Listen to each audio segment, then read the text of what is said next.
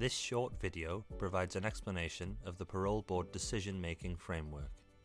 The Parole Board is tasked with making risk-based decisions about the release of offenders into the community. Parole panels have no role or involvement in the punitive element of a sentence. Panels are primarily interested in the risk of reoffending which may cause serious harm.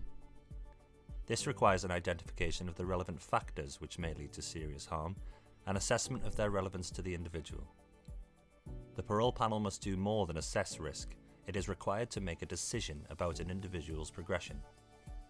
In assessing risk and making a decision, panels will consider: what further offences might the individual commit? Will they cause serious harm? Who might the victim or victims be? What features might contribute to serious harm? What might protect against serious harm? How and when could the above factors combine either to increase or decrease risk? How probable is a high-risk scenario? How soon could a further serious offence take place? What measures can be put in place to reduce the likelihood and/or degree of harm occurring? The Parole Board decision-making framework is a newly developed tool for Parole Board members who make decisions about the release of prisoners. It has been designed by members of the Parole Board to ensure the consistency and robustness of their decision-making. The decision-making framework is also an important opportunity for the Board to be more open and transparent about our decision-making. Just as decision summaries have enabled greater information about individual decisions, the decision-making framework enables others to have greater understanding of the decision-making process itself. This is important for prisoners, victims, stakeholders, and the public. In developing the decision-making framework, we used what Parole Board members told us about their approach, in addition to research findings, information from other parole agencies around the world, and other decision-making frameworks used in criminal justice. The framework was trialled and reviewed before being fully implemented.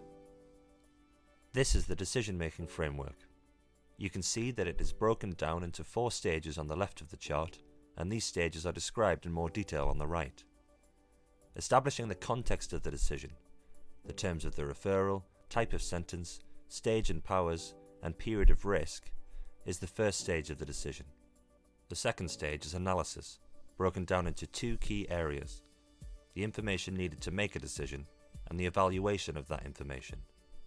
The third stage is deciding upon an outcome, and the final stage is reflecting on the decision.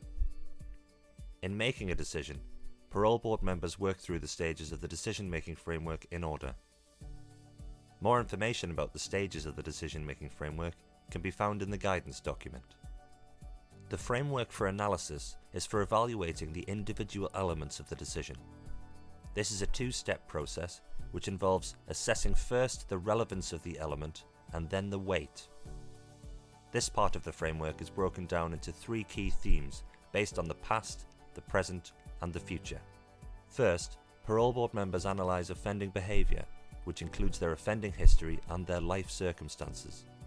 This is based on information about the past.